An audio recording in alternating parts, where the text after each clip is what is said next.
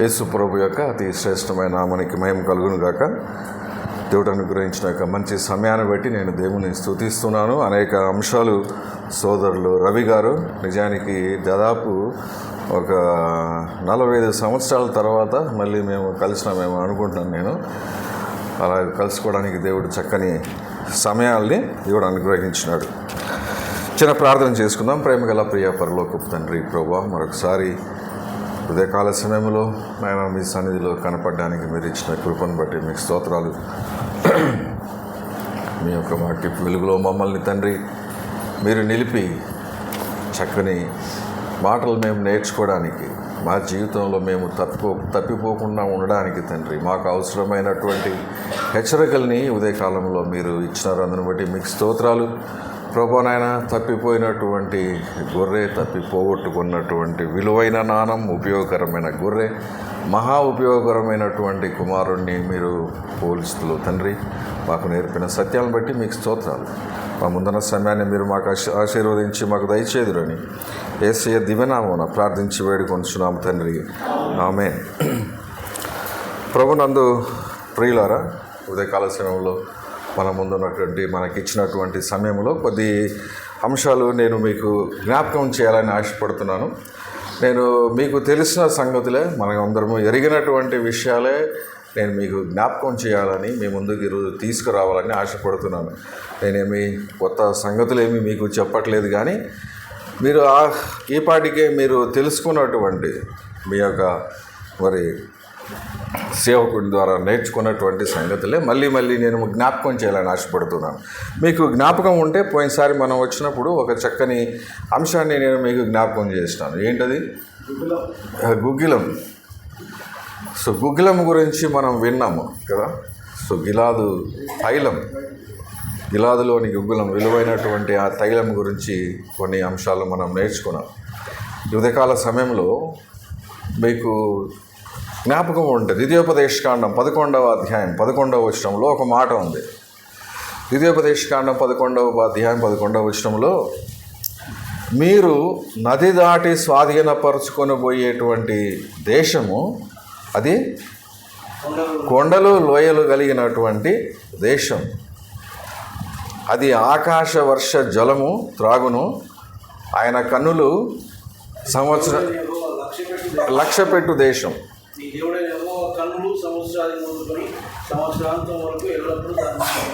దాని మీద ఉండదు. ఇందులో ప్రాముఖ్యమైనటువంటి ఒక మాట ఉదయకాలం నేను మీకు జ్ఞాపకం చేయాలనుకున్నది ఏంటంటే, మీకు తెలిసినటువంటి అంశమే, సందర్భమే అది. మీరు స్వాధీనపరచుకొనబోయేటువంటి దేశము అది కొండలు లోయలు కలిగినటువంటి దేశం. ఎందుకు ప్రత్యేకించి మోషే 2వ జనాంగంతో 40 సంవత్సరాల అరణ్య యాత్రలో మొదటి జనాంగం అంతా కూడా చనిపోయినారు, అవునా కదా? ఇద్దరు తప్ప అందరూ చనిపోయినారు. ఎవరు వాళ్ళు? మోషే కాలేబులు, యెహోషువ కాలేబులు. ఇప్పుడు మోషే కూడా ఉన్నాడు, మోషే కూడా చనిపోతాడు. ఇప్పుడు 3 ఉన్నారు. అయితే ఇశ్రాయేలుతో కూడా నది దాటి స్వాధీనపరచుకోవడానికి స్వాస్థ్య భూమిలోకి వెళ్ళేటువంటి జనులతో మోషే చెప్పే మాట ఏంటంటే, మీరు అక్కడికి వెళ్తున్నారు, మీరు అక్కడికి వెళ్ళిన తర్వాత అది చూసేటువంటి, మీరు స్వాధీనం చేసుకోబోయే దేశం కొండలు లోయలు కలిగినటువంటి ప్రదేశం. అక్కడ కొండలు ఉన్నాయి. 120వ కీర్తనలో ఒక మాట ఉంది, మనకందరికీ తెలిసినటువంటి మాట. ఏంటది చెప్తారా? కొండల తట్టు నా కన్నులెత్తుచున్నాను, నాకు సహాయము ఎక్కడి నుంచి వచ్చును. యాత్ర కీర్తనలు అంటారు వాటిని. ఎవరు రాసిన కీర్తనకాడు ఏమంటున్నాడంటే, నా కన్నులు కొండల వైపు ఎత్తుచున్నా అన్నాడు. మరి కొండల వైపు చూస్తూ ఉంటే మరి ఆయనకు సహాయం ఎక్కడి నుంచి వస్తుంది? యెహోవా వలనే సహాయము నాకు కలుగును అన్నాడు. ఆయన చూసేదేమో కొండల్ని చూస్తున్నాడు, కానీ ఆయనకు తెలుసు ఆయన సహాయం ఎక్కడి నుంచి వస్తుంది? దేవుని దగ్గర నుంచే. యెహోవా వలన నాకు సహాయం కలుగుతుంది ఆయన అంటున్నాడు. ఏమి కొండల్ని చూడడం వలన ఏమొస్తుంది? ఏమిటి ఆ కొండలు అని అంటే, ఒక మాట నేను యెహెజ్కేలు గ్రంథము 36వ అధ్యాయం 1వ వచనంలో ఒక మాట చదువుతాను చూడండి. యెహెజ్కేలు గ్రంథం 36వ అధ్యాయం 31వ వచనం. 36వ అధ్యాయం 2వ వచనం.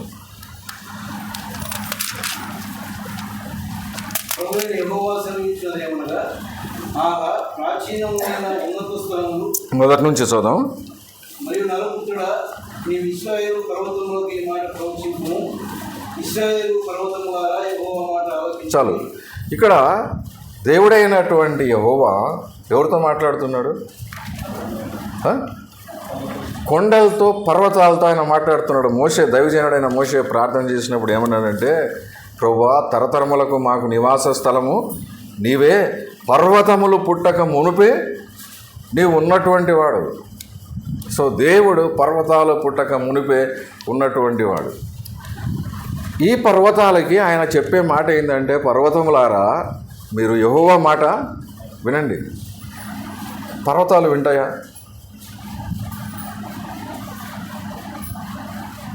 పర్వతాలు వింటాయా? సో పర్వతాలకి ఆయన ఈ మాట చెప్తున్నాడు. ఎవరి పర్వతాలు అంటే ఇశ్రాయేలు పర్వతాలు. ఇశ్రాయేలులో పర్వతాలు ఉన్నాయి కదా. గిలాదులో కూడా ప్రవక్తలు ఉన్నారని చూసాం. గిలాదులో చాలా అంశాలు మనం చూసాం. అయితే ఇశ్రాయేలులో పర్వతాలు ఉన్నాయి. ఈ పర్వతాలతో దేవుడు మాట్లాడేది ఏంటంటే, యెహోవా మాట వినండి. అయితే 34వ అధ్యాయంలో 14వ వచనంలో ఒక మాట ఉంది. నేను మంచి మేతగల చోట వాటిని మేతలను, ఇశ్రాయేలు యొక్క ఉన్నత స్థలముల మీద వాటికి దొడ్డి ఏర్పడను. అక్కడ అవి మంచి దొడ్డిలో పండుగను. ఇశ్రాయేలు పర్వతముల మీద బలమైన మేతగల స్థలములో అవి మీరు. ఇశ్రాయేలులో పర్వతాలు ఉన్నాయి కదా. ఇశ్రాయేలు పర్వతాలకి దేవుడు చెప్పేటువంటి మాట ఏంటంటే, నా మాట వినండి అన్నాడు. అయితే ఇశ్రాయేలుకు చెప్పే మాట, నా ప్రజలని ఆయన ఎక్కడ మేపుతాడట? ఇశ్రాయేల్లో ఉన్నతమైనటువంటి పర్వతాలు ఉన్నాయి. ఆ పర్వతాల మీద వీటిని మేపుతానన్నాడు. మీకు జ్ఞాపకం ఉంటే పరమ గీతములో నుంచి 4వ అధ్యాయం కానీ 6వ అధ్యాయంలో మనం ఒక మాట చదువుకున్నాం. ఏంటంటే, షులమైతే సౌందర్యం గురించి మాట్లాడుతూ, ఇదిగో గిలాదు కొండల మీద మేకల మంద ఎలాగో మేస్తూ ఉందో అలాగే నీ యొక్క తల వెంట్రుకలు ఉన్నాయని ఆయన రాసుకుంటూ వచ్చినాడు. అంటే దాని ఉద్దేశం ఏంటంటే, గిలాదు అనేటువంటి ప్రదేశం ఎలాగూ మందలకి సరైనటువంటి మేత కలిగినటువంటి ప్రదేశమో, అలాగే బలమైన పర్వతాలుగా ఉన్నటువంటి వీళ్ళు పర్వతాలు కాదు, వీళ్ళు పర్వతాల్లాగా ఉండేటువంటి ఇశ్రాయేలు నాయకులు, ఇశ్రాయేల్లో ఉండే విశ్వాసులు. గిలాదు అని అన్నప్పుడు స్థానిక సంఘానికి సాదృశ్యంగా మనం జ్ఞాపకం చేసుకున్నాం. సో ఇశ్రాయేలు పర్వతాలు అంటే స్థానిక సంఘములో నాయకులుగా, పెద్దలుగా నిలబడుకున్నటువంటి వీళ్ళకి దేవుడు చెప్పే మాట ఏంటంటే, యెహోవా పర్వతములారా మీరు నా మాట ఆలకించండి. మీరు పర్వతాలు,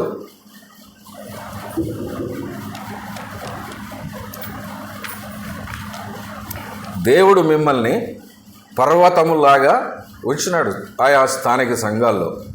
ఇశ్రాయేలు పర్వతాలు మీరు కదా. అయితే ఈ ఇశ్రాయేలు పర్వతాలు ఎలాగ ఉండాలి? ప్రతి ఒక్కరం కూడా, ప్రతి పర్వతం కూడా మనం నేర్చుకునేటువంటి సత్యం ఏంటంటే, నా ప్రజలకి బలమైనటువంటి మేత ఇచ్చేటువంటి మేత స్థలాలుగా ఈ పర్వతాలు ఉండాలని ఆయన కోరుకుంటున్నాడు. అంటే దాని ఉద్దేశం ఏంటంటే, పర్వతములుగా ఉండవలసినటువంటి ఆశ కూడా మనకు ఉండాలి. పర్వతములుగా ఉండవటువంటి మనము ఆయన మాట వినాలి. పర్వతములు అని అనిపించుకోవాలనే ఆశ ఉండే మనం కూడా దేవుని యొక్క వాక్యాన్ని సమృద్ధిగా కలిగి ఉండాలి. అందుకే పౌలు కొలస్సీయులకు రాసిన పత్రికలో ఏమన్నాడంటే, క్రీస్తు వాక్యము మీలో సమృద్ధిగా నిలవనీయుడి అన్నాడు. దేవుని యొక్క వాక్యము. ఇప్పుడు ఇంతవరకు మరి దైవజనుల ద్వారా మనం చక్కని 3 అంశాల గురించి మాట్లాడినప్పుడు, ఒకటి తప్పిపోయిన ఉపయోగకరమైనటువంటి ఒక అంశము, పోగొట్టుకున్న విలువైన వంటి ఒక అంశము, తప్పిపోయిన మహా విలువైనటువంటి ఈ సంగతులు మనం జ్ఞాపకం చేసుకున్నప్పుడు మన జీవితాల్లో కూడా మనము ఇలాంటివేవి కూడా పోగొట్టుకోకుండా ఉండడానికి మనం జాగ్రత్త పడాలి. ఒకటి, సంఘంలో జరిగే సంభవాలకి మనం పోల్చుకున్నాము. అలాగే ఇలాంటి తలాంతులు కానీ ఉపయోగకరమైనటువంటి కానీ మన వ్యక్తిగత విశ్వాస జీవితంలో పర్వతములుగా ఉండవలసినటువంటి మనము, మంచి మేతగల స్థలములుగా ఉండవలసినటువంటి మనము ఇవి పోగొట్టుకునే వాళ్ళగా, తప్పిపోయిన వాళ్ళగా మనం ఉండకూడదు. మనకిచ్చిన బాధ్యత ఆ కాపరికి ఎలా ఉందో అలాగే మనము కూడా వెతికి ఎక్కడ పోగొట్టుకుంటున్నామని వాటిని తిరిగి తెచ్చుకునే ప్రయత్నంలో ఉండాలి. ఇప్పుడు కీర్తన 65వ అధ్యాయంలో ఒక మాట మనం చదువుకుందాం.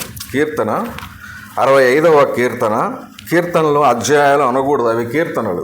65వ కీర్తన, క్షమించండి, 61వ కీర్తన 2వ వచనం. దేవా, నా మొర ఆలకించుము, నా ప్రార్థనకు చెవియొగ్గుము. నా ప్రాణము తల్లడిల్లగా బూదిగంతముల నుండి నీకు మొరపెడుచున్నాను. నేను ఎక్కలేనంత ఎత్తైన కొండపైకి నన్ను ఎక్కించుము. బైబిల్ గ్రంథంలో, పరిశుద్ధ గ్రంథంలో అనేక కొండల గురించి, పర్వతాల గురించి మనం చూడగలం. కొండకు పర్వతానికి తేడా ఏమైనా ఉందంటారా మీరు? అంటే కొండ అంటే కొంచెం చిన్నగా ఉంటుంది, పర్వతం అంటే హైట్ ఉంటుంది. సో మిక్కిలి ఎత్తైన పర్వతం కొండ. యేసుప్రభు జీవితంలో కూడా అనేక కొండలు ఉన్నాయి, మనకు తెలుసు కదా. ఆదికాండం మొదలుకొని ప్రకటన గ్రంథం వరకు, చివరి వరకు చదివినా కూడా కొండల గురించినటువంటి ప్రస్తావన అనేక సార్లు మనకు కనబడుతుంది. 12వ అధ్యాయంలో అబ్రహాము ప్రయాణం చేసి కల్దీయుల దేశాన్ని విడిచిపెట్టి ఆయన వస్తూ హారాను దేశంలో బ్రేకప్ ఆగిపోయినాడు. ఆయన ప్రయాణం మధ్యలో ఆగిపోయింది. తండ్రి చనిపోయినాడు అక్కడ. అప్పటిదాకా ఆయన అక్కడే ఉన్నాడు, తండ్రి నాయకత్వంలో వచ్చినాడు. అప్పుడు దేవుడు మళ్ళీ ఆయన పిలిచి, నువ్వు లేచి ఇంకా బయలుదేరు అంటే బయలుదేరి వచ్చి ఎక్కడికి వచ్చినాడు? బేతేలు కొండ దగ్గర ఉన్నటువంటి అక్కడ ఆయన ఆగి హాయికిని బేతేలుకు మధ్య బలిపీఠం కట్టి దేవుణ్ణి స్తుతించినట్టుగా మొట్టమొదటి ప్రస్తావన కొండ గురించి మనం చదువుతాం. అది ఎఫ్రాయిము కొండ. అంటే ఎఫ్రాయిమీయులకి మనం యెహోషువ గ్రంథంలో స్వాస్థ్య గురించి చూసినప్పుడు ఆ ఎఫ్రాయిమీయుల కొండ దగ్గర, బేతేలు దగ్గర, బేతేలు అంటే ఏమిటి? దేవుని మందిరం, దేవుని నివాస స్థలం. యాకోబు పద్దనరాముకు పారిపోతూ ఒక రాతిని నిలబెట్టి ఆయన దర్శనము చూచినటువంటి స్థలంలో నూనె పోసి అభిషేకం చేసి దానికి ఒక పేరు పెట్టాడు. ఏంటది? బెతేల్ కదా. బెతేల్ అన్నా వేరే పేరు ఏమన్నా? ఇది దేవుని మందిరమే తప్ప ఇంకొకటి కాదు, పరలోకపు గవిని ఇదే అని అన్నాడు. సో ఇలాంటి అనుభవాల గుండా వచ్చినటువంటి యాకోబును చూసినప్పుడు అబ్రహాము కూడా ఎఫ్రాయిము కొండ దగ్గర నిలిచి ఆయన మొట్టమొదటి బలిపీఠం కట్టి దేవుణ్ణి స్తుతించినాడు. అయితే 61వ కీర్తనలో మనము మన దావీదు ఉన్నటువంటి ఆశ, ప్రార్థన ఏంటంటే, ప్రభువా, నేను ఎత్తలేని ఎత్తైన కొండ నన్ను ఎక్కించు. ఇందులో 2 విషయాలు ఉన్నాయి. ఒకటి ఏంటంటే, కొండ ఎక్కాలనేటువంటి ఆశ మనకు ఉండాలి. మేము నిన్న ఒక సందర్భం గురించి మాట్లాడతా ఏమనుకున్నామంటే, ఇప్పుడు ఈ కొండ మేము చిన్నగా ఉన్నప్పుడు గుండంలోకి దిగడం అనేది చాలా సులువుతో కూడుకుంది. టక్క 2 నిమిషాలు అడుగుకు పోయేవాళ్ళం, మళ్ళీ వచ్చేవాళ్ళం. కానీ ఇప్పుడు చేయాలంటే నీ ఆపరేషన్ చేసుకోవాల్సి వస్తుంది కదా, మోకాళ్ళు అరిగిపోతాయి. అంటే కొండ ఎక్కడము దిగడం అనేది చాలా కష్టంతో కూడుకున్నటువంటి పరిస్థితి. అయితే దావీదుకు ఒక ఆశ ఉంది, ప్రభువా, నేను ఎక్కలేనంత ఎత్తైన కొండ నన్ను ఎక్కించు. అది ఏంటది? ఆ కొండ ఆయన ఎక్కాలనుకుంటున్నాడు? ఈ ఎత్తైన కొండ అని మనం చూసినప్పుడు ఎత్తైన కొండలు చాలా ఉన్నాయి. నేను ఆ అంశాలు అన్నిటిలోకి నేను పోవడం లేదు, కానీ యేసుప్రభు జీవితంలోని ఒక అంశాన్ని నేను మీకు జ్ఞాపకం చేయాలని ఆశపడుతున్నాను. మత్తయి సువార్తలో కానీ, మార్కు సువార్తలో కానీ, లూకా సువార్తలో కానీ యేసుప్రభు ప్రార్థన చేసినప్పుడు ఒక ఎత్తైన కొండ మీదకి వెళ్ళినాడు. కొండల మీద ఆయన ప్రార్థన అంతా రాత్రిపూట గడిపి ఉదయాన్ని వచ్చి అపోస్తలులను ఎన్నుకున్నాడు. అయితే ఒక సందర్భంలో యేసు ప్రభు పేతురు, యాకోబు, యోహానుల వెంట పెట్టుకొని ఒక ఎత్తైన కొండ మీదకి వెళ్ళి అక్కడ వారి ఎదుట రూపాంతరము పొందెను అని మనం చదువుతాం. ఎత్తైన కొండ అని మత్తయి రాసుకుంటూ వచ్చినాడు. ఈ ఎత్తైన అనేటువంటి అనుభవము మత్తయి రాసిన, మార్కులో చదివినా అది కొండకు ఆపాదించబడింది. ఎత్తైన కొండ మీదకి వెళ్ళినాడు. కానీ లూకాసు వార్తలో ఆయన ఈ మాటని, ఈ ఎత్తైన అనేటువంటి అనుభవం, ఒక హై ఎగ్జాల్టెడ్ ఎక్స్పీరియన్స్ని ఆయన కొండకి పోల్చలే. ఆయన వారి ఎదుట ప్రార్థన చేయిస్తుండగా ఆయన ముఖ ప్రకాశము మారెను అని మనం చదువుతాం. అంటే ఇది రూపాంతరపు కొండ అని మనం చెప్పుకోవచ్చు.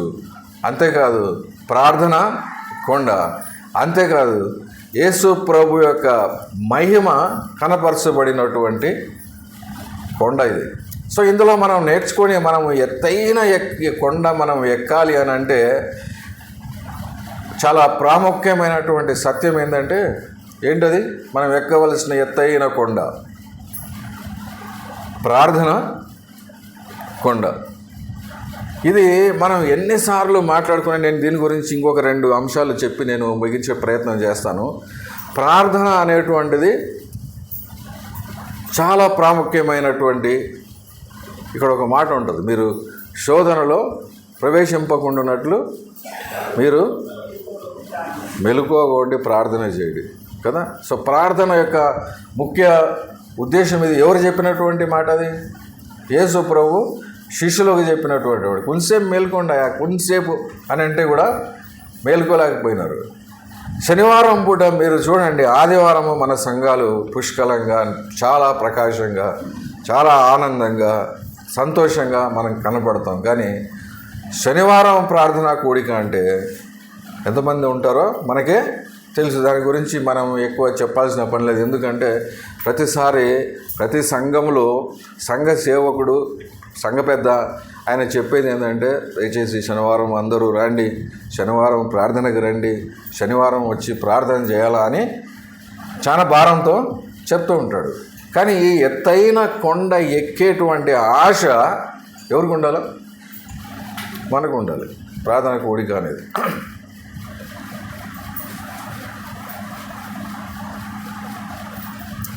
ఇది అవును అని ఎంతమంది అంటారు?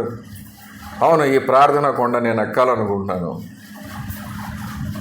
ఏం వద్దులేనా, ఎందుకు చెప్తారు మీరు ఊరికి? ఇందాక అన్నట్టు మన అన్న చెప్తా ఉండే, వాళ్ళ నాయన అయింటే లేకుంటే మనం అయింటే వాడిని చూసినాక రారా బాబు అని వాడిని మెడ మీద పడి ముద్దు పెట్టుకుంటాం. మా నాయన అయింటే బెల్ట్ తీసి వీపు విమానం మొత్తం మోగుండేది. అవునా కదా?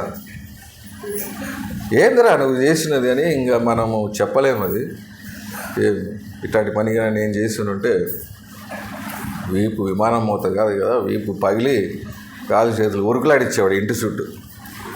కానీ ఈ ప్రార్థన అనేటువంటి అంశం చూసినప్పుడు కూడా, మనం కొండ ఎక్కాలని మనం అనుకుంటున్నప్పుడు కూడా, ఎందుకు చేయాలి ఇది? ఆయన బెల్ట్ తీసుకొని కొడతాడని కాదు, ఈ ఆశ మనలో రావాలి. శనివారం ఇప్పుడు ఈ సమస్య మీదే కదా, నాది కూడా. ప్రార్థన అని అంటే మనం చిన్నగా ఎట్నైనా సరే ఏదో ఒక కారణం ఎత్తుక్కొని ఎవరు కొడదామని చూస్తుంటాం. మీరు దీనిలో ఎంతమంది చేస్తుంటారు? నన్ను ఏం పెట్టుకోవద్దు మీరు, అవునా? ఎందుకంటే ఇది మనకు సమస్య. అది మోకాలు వంగాలంటే సమస్య, ప్రార్థనలు చేయాలంటే సమస్య. అయితే దావీదు వలె మనము ఎక్కవలసిన ఎత్తైన కొండ, ఎందుకంటే అది కష్టంతో కూడుకుంది ఈ కొండ. అయితే దాని యొక్క ఇంపార్టెన్స్ ఏంది, దాని ప్రార్థన ఏమన్నా ఏంది? నువ్వు ప్రార్థన అంటే యేసు ప్రభు జీవితం చూడండి. ఆయన ప్రార్థనా జీవితం కొండల మీద ఎన్నిసార్లు, ప్రతి సందర్భంలో ఆయన ప్రార్థించినట్టు చూస్తున్నాం. ఏం ప్రార్థించినాడు అన్న రాత్రి అంతా అంటే, ప్రభువా నాకు ఈ కష్టం ఉంది, లేదంటే ఇదిగో ఈ చూడు ఎట్ట చేయాలా, ఇవన్నీ ఉన్నాయి నాకు, మరి ఇది నా సమస్య అది అని అనుకుందామా? యేసు ప్రభు రాత్రంతా ప్రార్థన ఎందుకు చేసినాడు?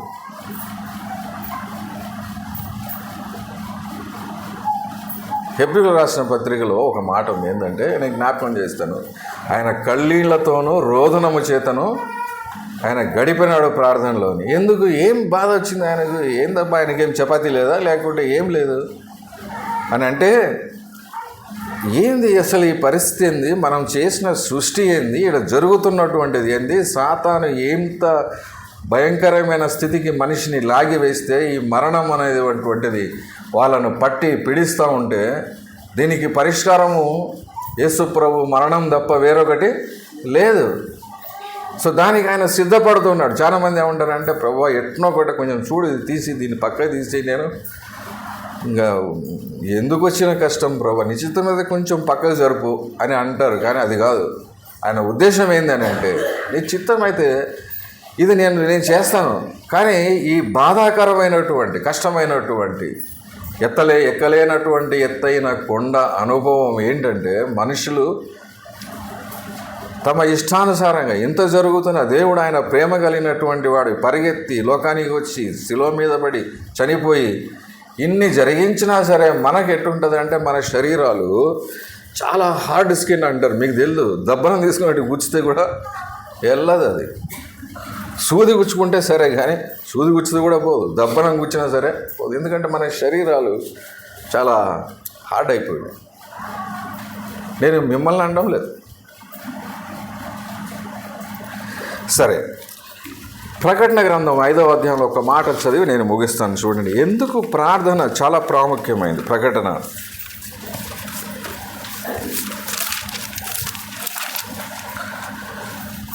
5వ అధ్యాయం 8-9 వచనాలు ఎవరైనా చదువుతారా? కలిసి ఉంది. తీసుకున్నప్పుడు ఆ 4 జీవులు వీణలను ధూపద్రవ్యములతో నిండిన సువర్ణ పాత్రలను పట్టుకొని ఉన్న ఆ 24 పెద్దలను ఆ గొర్రె పిల్ల ఎదుట సాగిలపడి, ఈ పాత్రలు పరిశుద్ధుల ప్రార్థనలు. చాలు, నేను తెలుగులోనే చదివినాం కదా, నేను వేరే ఏదైనా కొత్త భాషలో మాట్లాడింటే మరి మీకు అర్థం కాకపోవచ్చు. మనం చదువుకుని తెలుగులో చదువుకున్నాం. చాలా స్పష్టంగా ఈ పాత్రలు పరిశుద్ధుల ప్రార్థనలు. ఎవరి ప్రార్థనలు?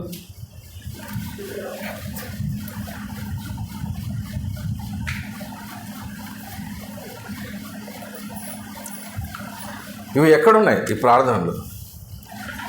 గ్రంథం విప్పడానికి ఎవడు యోగ్యుడు లేడంటే యేసు ప్రభు నిలబడుకున్నాడు అక్కడ.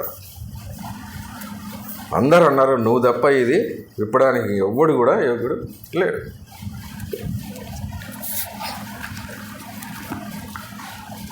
అప్పుడు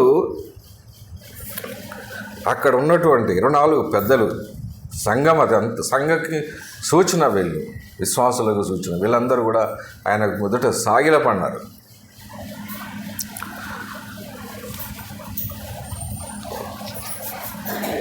వారి చేతిలో ఈ పాత్రలు ఉన్నాయి. ఏం పాత్రలు అవి? సువర్ణ పాత్రలు. అవి ఏంటంట? ఏమి ఈ పాత్రలు అంటే పరిశుద్ధుల ప్రార్థనలో అన్నాడు. ఒక మాట చూడండి, ఈ ప్రార్థనలో నా ప్రార్థన, నీ ప్రార్థన ఉందా? ఉంటుందా? ఉండడానికి ఏమైనా అవకాశం ఉందా? ఎప్పుడైనా మనం ప్రార్థన చేసి ఉంటే కదా. యేసు ప్రభు రాత్రంతా ప్రార్థన చేసినాడంటే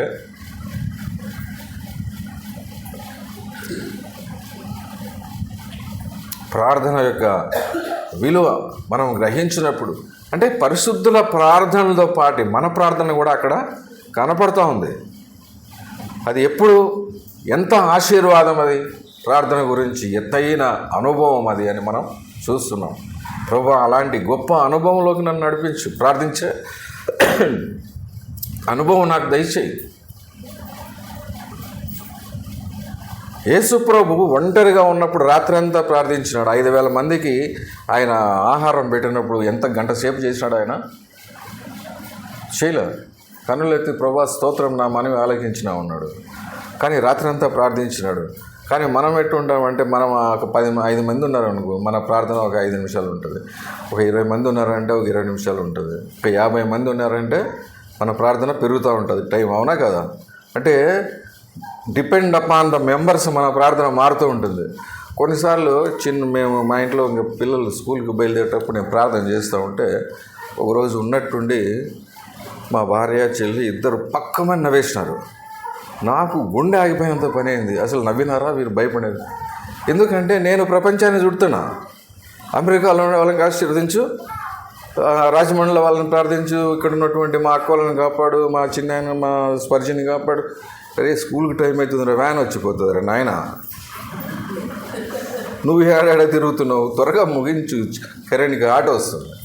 అంటే కొన్నిసార్లు మన యొక్క పరిస్థితి ఎట్లా ఉంటుందంటే మనం చుట్టూ పరిస్థితులు గమనించాం. ఒకసారి ట్రైన్ మిస్ చేసుకున్నాడంట ఒక ఆయన, ఈ రోజు స్టేషన్లో ప్రార్థన చేయమంటే ఆయన ట్రైన్ మిస్ చేసేసిండు.